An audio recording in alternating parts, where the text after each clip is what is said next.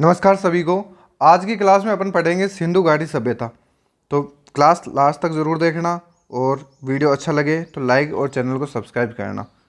तो शुरू करते हैं सिंधु घाटी सभ्यता में।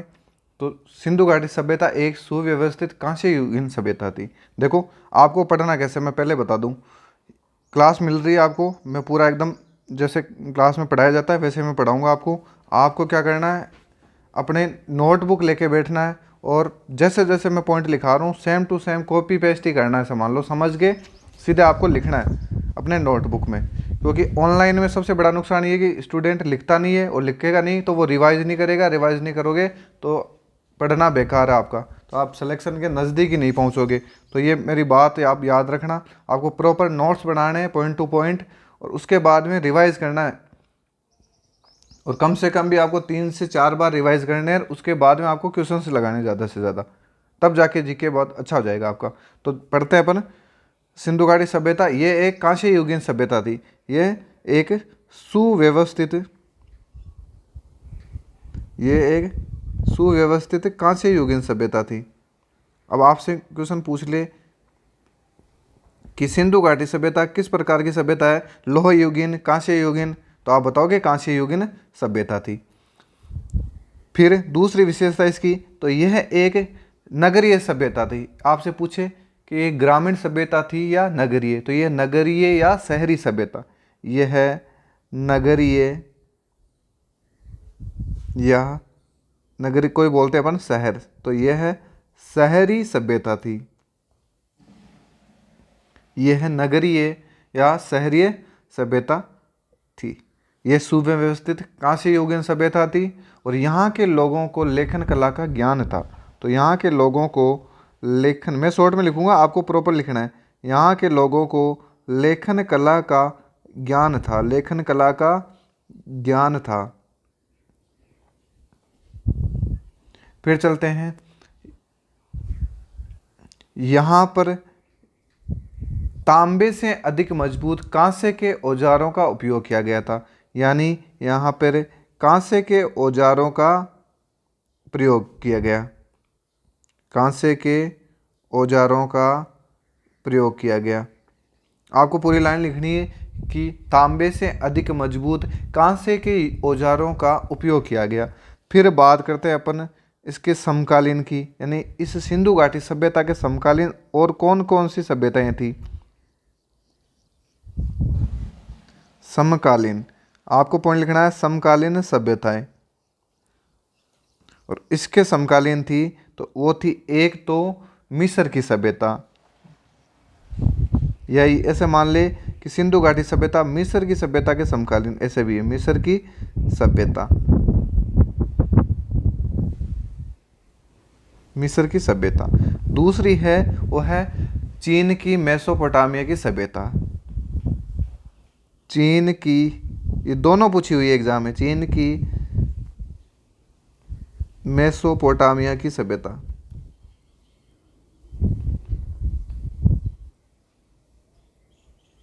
चलो, मिस्र की सभ्यता और चीन की मेसोपोटामिया की सभ्यता, ये तो है सिंधु घाटी सभ्यता के समकालीन। अब चलते हैं अपन सिंधु घाटी सभ्यता का नामकरण। अगला पॉइंट अपना नामकरण का, तो पॉइंट डालना है आपको नामकरण। यानी कि सिंधु घाटी सभ्यता को किस किस नामों से जाना जाता है। सिंधु घाटी सभ्यता को किस किस नाम से जाना जाता है। तो देखो, ये सिंधु घाटी सभ्यता है, यह भारतीय उपमहाद्वीप में विकसित है। तो इस सभ्यता को सिंधु घाटी सभ्यता, पहला नाम है सिंधु घाटी सभ्यता। सिंधु घाटी सभ्यता, सैंधव सभ्यता, सैंधव सभ्यता, सैंधव सभ्यता और सिंधु सभ्यता। सिंधु घाटी सभ्यता, सैंधव सभ्यता और सिंधु सभ्यता, और इसे कहा जाता है हड़प्पा सभ्यता।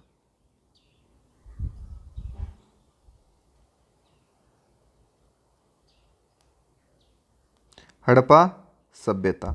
अब आपसे पूछे कि सिंधु घाटी सभ्यता के अन्य नाम, तो सिंधु घाटी सभ्यता को सिंधु घाटी सभ्यता, सैंधव सभ्यता, सिंधु सभ्यता या हड़प्पा सभ्यता के नाम से जाना जाता है। चलो अगला अपन देखते हैं कि इस सभ्यता यानी सिंधु घाटी सभ्यता में खोजा गया प्रथम स्थल कौन सा था। पॉइंट लिखना है,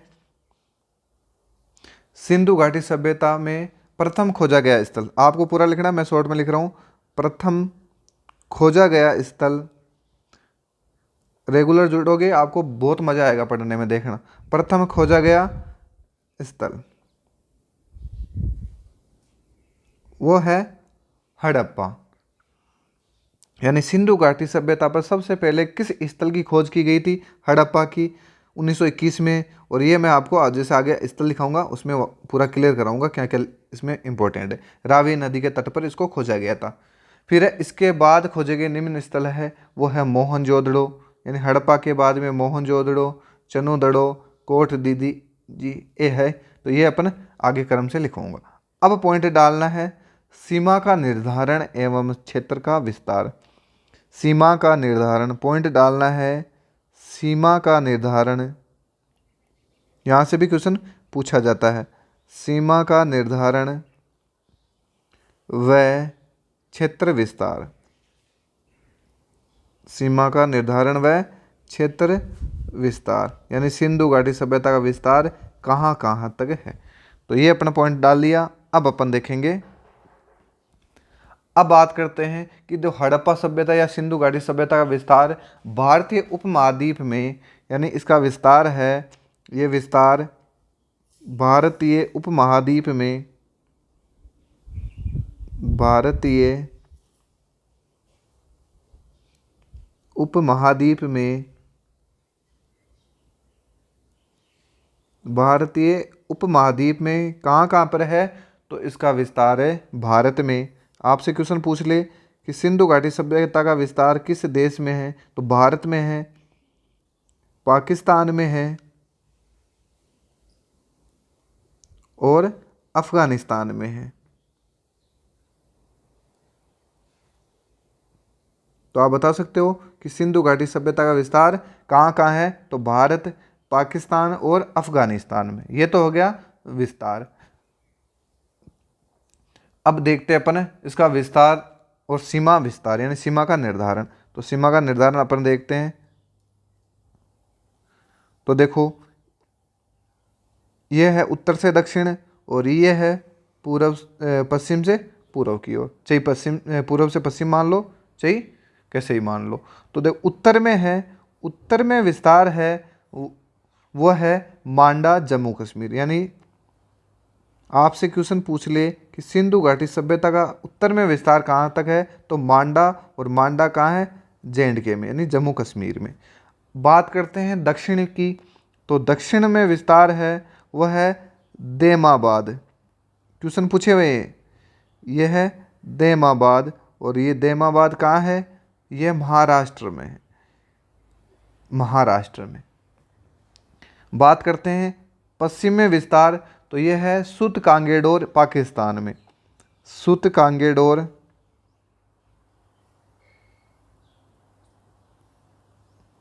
यानी सिंधु घाटी सभ्यता का पश्चिम में विस्तार है सुत कांगेडोर, ये है पाकिस्तान में। चलो ये हो गया। अब बात करते हैं अपन पूर्व में विस्तार, तो वह है आलमगीरपुर उत्तर प्रदेश। आलमगीरपुर, आलमगीरपुर यह है उत्तर प्रदेश में।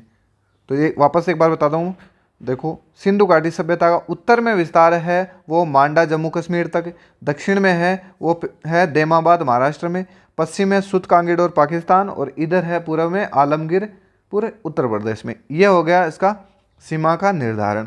अब बात करते हैं सिंधु घाटी सभ्यता जो उत्तर से दक्षिण की ओर फैली हुई है वो है 1400 किलोमीटर में, यानी यहाँ से लेकर यहाँ तक है वो है 1400 किलोमीटर। इधर बात करें तो वह है 1600।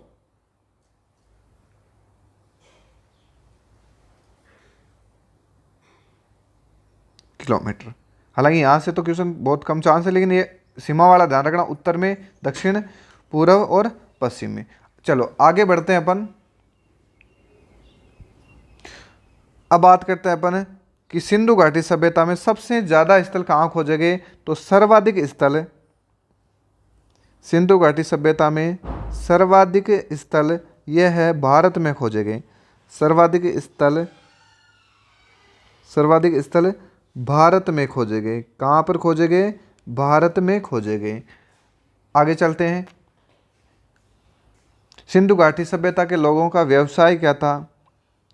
व्यवसाय या व्यापार। व्यवसाय या व्यापार, ये भी क्वेश्चन पूछा जाता है कि सिंधु घाटी सभ्यता के लोगों का व्यवसाय क्या था। तो इनका व्यवसाय था, वो था व्यवसाय व्यापार था। और लोगों की जो रहने की सामाजिक पद्धति थी वो थी उचित समतावादी। यानी कि यहाँ के लोगों की सामाजिक पद्धति थी वो थी उचित समतावादी। हालांकि ये क्वेश्चन सीधे सीधे पूछे जाते हैं, उचित समतावादी। चलो आगे चलते हैं। भारत में विस्तार, यहाँ थोड़ा सा ध्यान रखना है, ये पॉइंट इंपॉर्टेंट है यहाँ पे, तो पॉइंट डालना। भारत में विस्तार, सिंधु घाटी सभ्यता का भारत में विस्तार, आपको पूरा लिखना है कि सिंधु घाटी सभ्यता का भारत में विस्तार। विश्व में देख लिया आपने, विश्व में विस्तार कहाँ का है? तो ये भारतीय उपमहाद्वीप के पाकिस्तान, भारत और अफगानिस्तान में विस्तृत है। तो भारत में इसका विस्तार देखेंगे अपन तो हो जाएगा, सीक्वेंस से आएंगे अपन तो हो जाएगा पंजाब। भारत में इसका विस्तार है पंजाब, पंजाब के बाद में हरियाणा, और हरियाणा के बाद में आता है राजस्थान, हरियाणा के बाद में आता है राजस्थान, फिर गुजरात,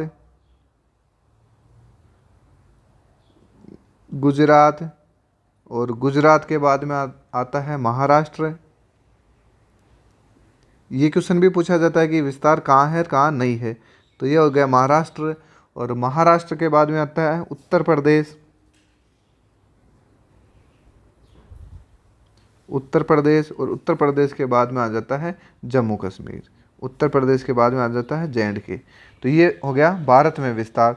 तो भारत में विस्तार पूछे तो पंजाब, हरियाणा, राजस्थान। अब मैं आपसे पूछूं कि इनमें से किस राज्य में सिंधु घाटी सभ्यता का विस्तार नहीं है, तो ऑप्शन में देता हूं आपको पंजाब, हरियाणा, राजस्थान और मध्य प्रदेश। तो आपका आंसर हो जाएगा मध्य प्रदेश। इस तरीके से क्वेश्चन पूछे जाते हैं। फिर पूछा जाए आपको कि सर्वाधिक पुरा स्थल भारत में खोजे गए और कहाँ पे खोजे गए, तो वो खोजे गए सरस्वती नदी घाटी में। सर्वाधिक पुरा स्थल सरस्वती, आपको पॉइंट लिखना है कि सर्वाधिक पुरा स्थल सरस्वती नदी घाटी में, सरस्वती नदी घाटी में। सर्वाधिक पुरा स्थल वह है सरस्वती नदी घाटी में पाएगी। किसी एक प्रांत से अगर पूछे कि सर्वाधिक पुरा स्थल प्राप्त हुए हैं तो वो हैं गुजरात से। एक ही प्रांत से सबसे ज़्यादा पुरा स्थल तो वो हो जाते हैं गुजरात से। यानी सर्वाधिक पुरा स्थल कहाँ से हुए, तो वह गुजरात में। भारत में सबसे ज़्यादा कहाँ खोजे गए? गुजरात में। विश्व में भारत में, और भारत में सबसे ज़्यादा खोजे गए वह है गुजरात में। आराम से लिखना आपको। फिर बात करते हैं सिंधु घाटी सभ्यता की जो लिपि थी वो कौन सी थी, तो पॉइंट डालना है लिपि, पॉइंट लिखना है लिपि। और ये लिपि किस प्रकार की थी, यहाँ पे पॉइंट डालना है लिपि। और लिपि में अपन लिखेंगे तो लिपि थी वो थी भाव चित्रात्मक। कौन सी थी? भाव चित्रात्मक। यानी सिंधु घाटी सभ्यता के लोगों की लिपि थी वो थी भाव चित्रात्मक। और कैसी लिखी जाती थी, तो ये लिखी जाती थी कि पहली पंक्ति तो दाएं से बाएं लिखेंगे, दाएं से बाएं, पहली पंक्ति लिखी जाएगी दाएं से बाएं और दूसरी पंक्ति लिखी जाएगी बाएं से दाएं, यानी बाएं से दाएं। यानी पहली पंक्ति तो यानी इधर से शुरू हो जाएगी, यहाँ से, यहाँ से ऐसे लिखेंगे, फिर वापस इधर से यहाँ जाएंगे, ऐसे। समझ गए होंगे, ये दाएं से बाएं और फिर बाएं से दाएं, ये होती है भावचित्रात्मक लिपि। तो ये थी लिपि सिंधु घाटी सभ्यता के लोगों की। अब चलते हैं अपन आगे। यहाँ से बहुत अच्छा से ध्यान रखना, आपको पॉइंट डालना है। पॉइंट डालना है यहाँ पे, वह है सिंधु सभ्यता के खोजे गए प्रमुख स्थल। पॉइंट डालना है सिंधु सभ्यता, सिंधु सभ्यता के खोजे गए प्रमुख स्थल, खोजे गए प्रमुख स्थल। अब अपन पढ़ेंगे बारी बारी से प्रमुख स्थल, और वो भी सीक्वेंस से। सिंधु सभ्यता के खोजे गए प्रमुख स्थल, और इसमें अपन देखेंगे सबसे पहला 1 नंबर पे है, वो आ जाएगा हड़प्पा। 1 नंबर पे पढ़ेंगे हड़प्पा।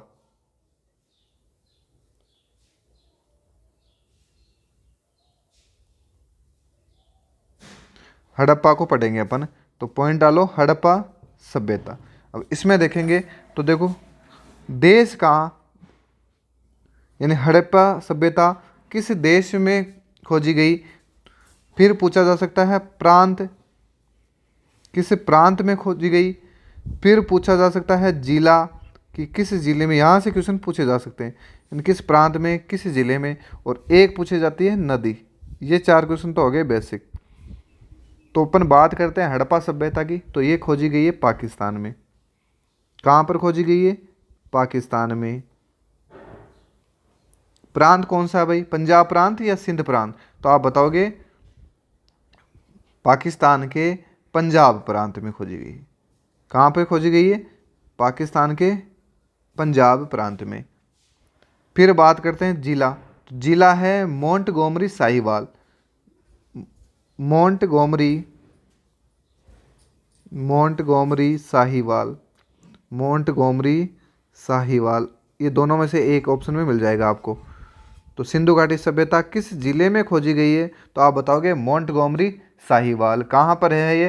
पंजाब प्रांत, पाकिस्तान में। तो प्रांत से पूछे तो पंजाब प्रांत, देश पूछे तो पाकिस्तान। और नदी हो जाएगी रावी नदी, नदी हो जाएगी रावी नदी। तो यहाँ तक तो कंप्लीट है मेरे हिसाब से कि सिंधु घाटी सभ्यता किस देश में खोजी गई है, किस नदी के किनारे खोजी गई है, कौन से प्रांत में और कौन सा जिला। चलो यहाँ तक कंप्लीट है। अब बात करते हैं अपना आगे की, कि हड़प्पा सभ्यता में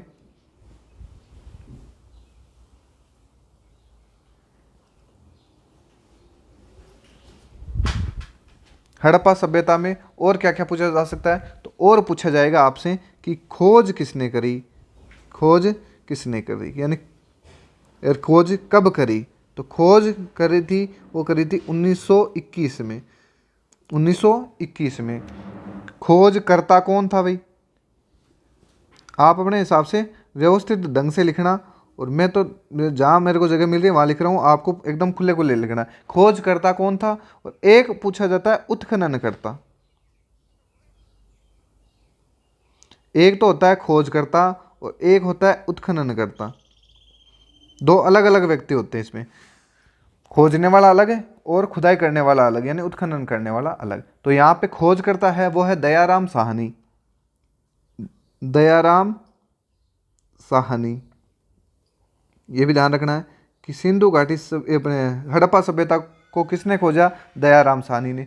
उत्खनन किसने करा? माधव स्वरूप वत्स। माधव स्वरूप, माधव स्वरूप वत्स ने। तो बात हो गई अपने हड़प्पा की। अब पढ़ेंगे इसकी विशेषताएं। यहाँ से भी क्वेश्चन पूछे जा सकते हैं। तो देखो पहले एक बार अपन रिवाइज कर लेते हैं। हड़प्पा सभ्यता कहाँ है? पाकिस्तान के पंजाब प्रांत में, और जिला है मोंटगोमरी साहिवाल। नदी कौन सी है? रावी नदी। और यहाँ पर दयाराम साहनी ने 1921 में इसको खोजा था, और इसका उत्खनन किया था वो है माधवराव वत्स ने। चलो आगे अपन देखते हैं विशेषताएं। तो पॉइंट डालो हड़प्पा सभ्यता की विशेषताएं। पॉइंट लिखना आपको विशेषताएं।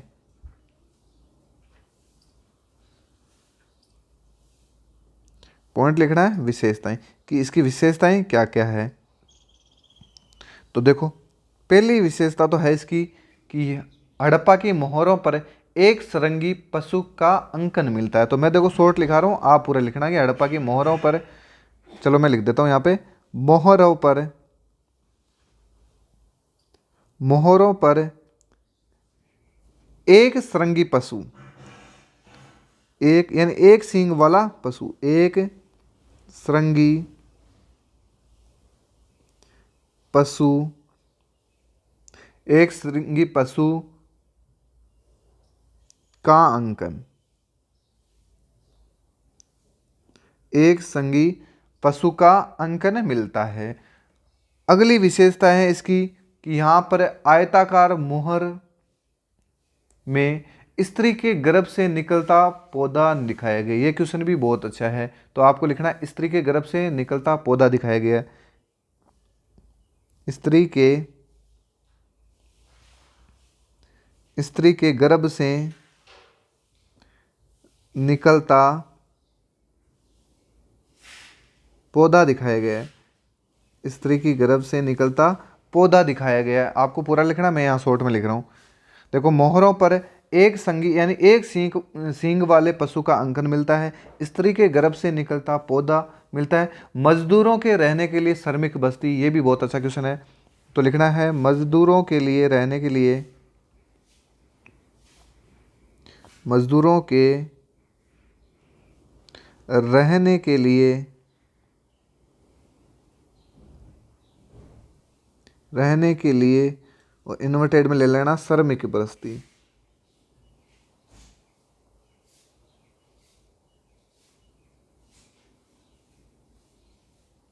मजदूरों के रहने के लिए श्रमिक बस्ती कहाँ मिलती है? तो अपन को मिलेगी हड़प्पा सभ्यता। शवों को दफनाने की प्रथा।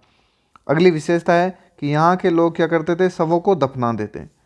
शवों को सीधी सीधी दिमाग में रखना कि पाकिस्तान में मुस्लिम है, मुस्लिम शव को जलाते नहीं, दफनाते। तो शवों को दफनाने की प्रथा।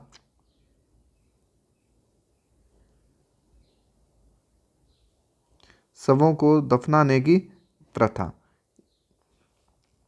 अगली विशेषता है कि सर्वप्रथम कपास का उत्पादन कहाँ हुआ था? हड़प्पा में। तो सर्वप्रथम कपास का उत्पादन, कपास का उत्पादन। तो ये होगी आपकी हड़प्पा सभ्यता। तो हड़प्पा को आपने एक बार रिवाइज कर लिया होगा कि हड़प्पा कहाँ? तो पंजाब प्रांत में मोंटगोमरी साहिवाल जिला है, पाकिस्तान में। 1921 में दयाराम साहनी ने खोजा था और उत्खनन करा था, वो माधव स्वरूप वत्स ने करा था। विशेषताएं अगर देखें तो मोहरों पर एक संगी पशु का अंकन है। स्त्री के गर्भ से निकलता पौधा दिखाया गया है। मजदूरों के रहने के लिए श्रमिक बस्ती मिली है। शवों को दफनाने की प्रथा थी यहाँ पे, और सर्वप्रथम कपास का उत्पादन मिला। यह होगी हड़प्पा। अब अपन देखते हैं मोहनजोदड़ो। अगली 2 नंबर की सभ्यता है वह है मोहनजोदड़ो। तो पॉइंट डालना है मोहनजोदड़ो।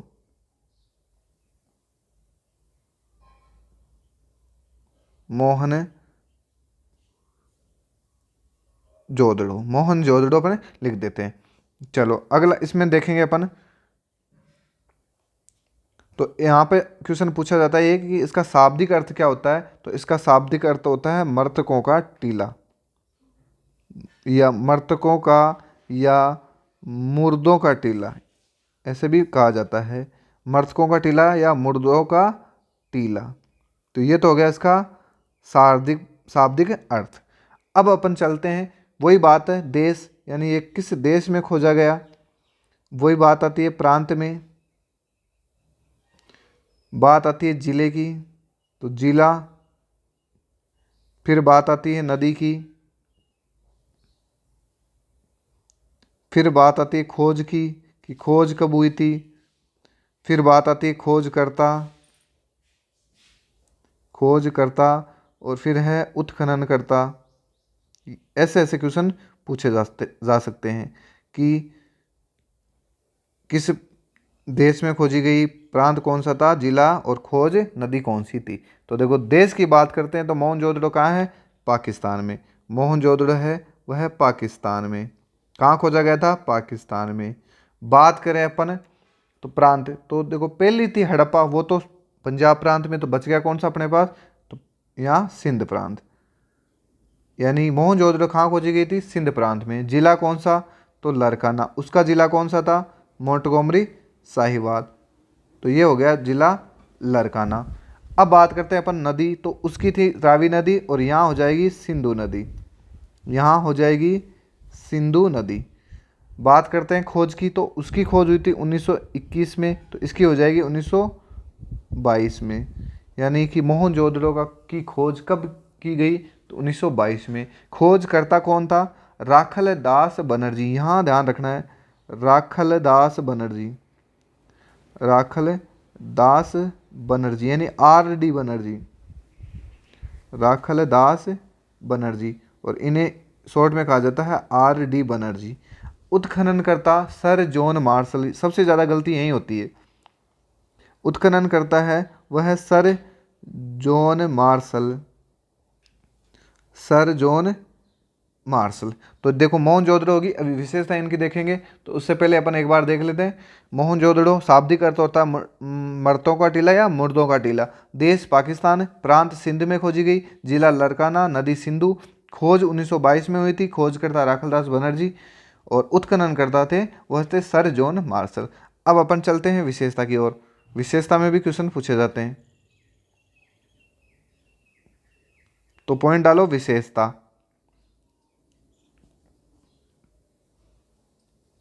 पॉइंट डालना है विशेषता।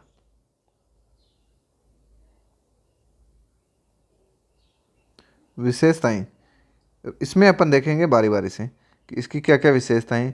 तो वहाँ पर तो मोहरों पर एक संगी पशु का अंकन मिलता है। यहाँ सिंधु घाटी सभ्यता का सबसे बड़ा स्थल है मोहनजोदड़ो। नाम ही सुनते बहुत बड़ा सा नाम दिख रहा है, यानी सिंधु घाटी सभ्यता का सबसे बड़ा स्थल, यानी सिंधु घाटी सभ्यता में खोजे गए सबसे बड़ा स्थल कौन सा है, तो वह है मोहनजोदड़ो। पहला कौन था, ये हड़प्पा। ये देख लेना, मैंने पहले भी लिखा है, और वहाँ और मेंशन कर लेना हड़प्पा में विशेषता में कि सिंधु घाटी सभ्यता का खोजा गया सबसे पहला स्थल, और ये हो जाएगा सिंधु घाटी सभ्यता का।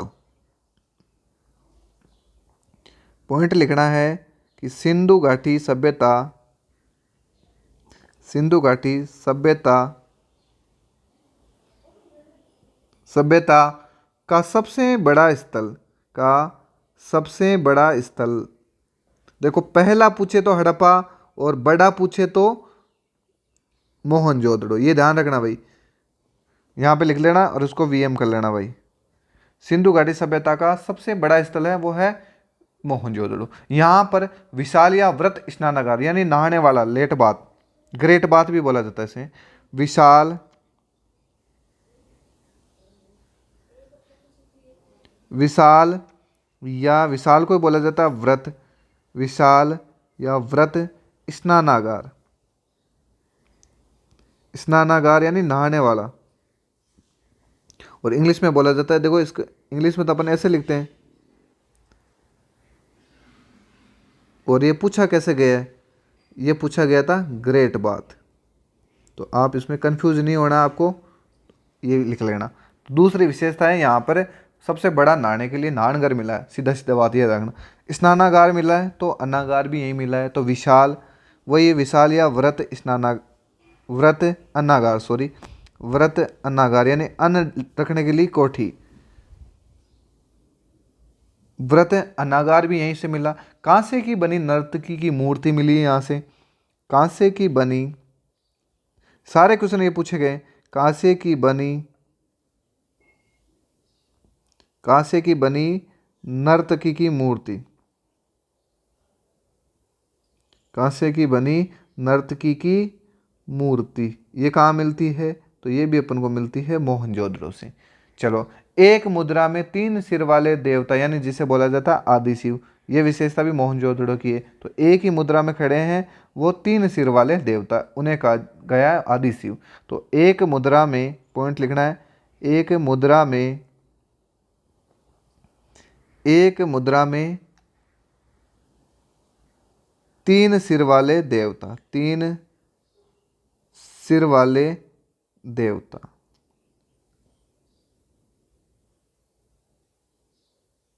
और इन्हें बोला जाता है आदि शिव, ये भी लिख लेना, आदि शिव। ये विशेषता भी है मोहनजोदड़ो की।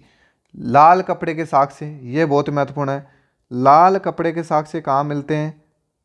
लाल कपड़े के साक्ष्य,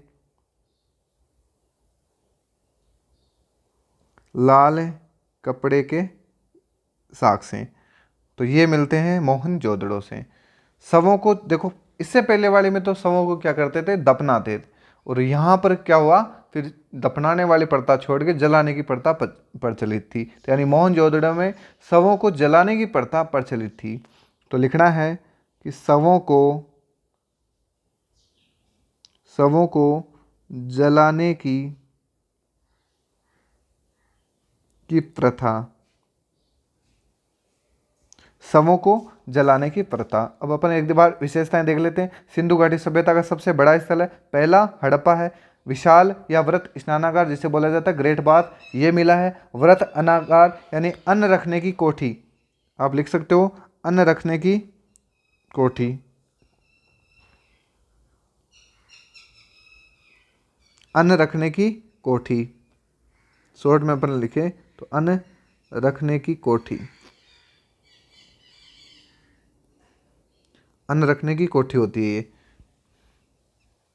तो ये मिला ही है। कांसे की बनी नर्तकी की मूर्ति, एक मुद्रा में तीन सिर वाले देवता जिन्हें आदि शिव बोला जाता है, ये मिले। लाल कपड़े के साक्ष्य ये मिले हैं। और शवों को जलाने की प्रथा। हालांकि ये सारे पॉइंट इंपॉर्टेंट है। अब आगे पढ़ेंगे अपन, क्योंकि वीडियो थोड़ा लंबा हो जाएगा। और अभी शुरुआत में जैसे क्या, जब रेगुलर स्टूडेंट हो जाएंगे तो क्लास से अपन बढ़ा देंगे। अभी तो क्या है कि वही फ़ायदा नहीं है, शुरू में 5 मिनट देखेंगे फिर भाग जाएंगे तो फिर समझ में भी नहीं आएगा। तो अगला अपना हो जाएगा तीसरे नंबर पे, वो हो जाएगा चन्हू दड़ो। अगली सभ्यता पढ़ेंगे अपन, अगला स्थल पढ़ेंगे चन्हू दड़ो, वो पढ़ेंगे अगले वीडियो में। तो वीडियो यहाँ तक आपने देखा है तो लाइक ज़रूर करके जाना और चैनल को सब्सक्राइब करना, कमेंट करके बताना कि वीडियो कैसा लगे। अगला वीडियो में वही चन्हू दड़ो से अपन शुरू करेंगे और नेक्स्ट वीडियो में अपन इसको कंप्लीट कर देंगे सिंधु घाटी सभ्यता को। फिर उसके बाद में पढ़ेंगे वैदिक सभ्यता। तो मिलते हैं अगले वीडियो में, जब तक के लिए जय हिंद जय भारत।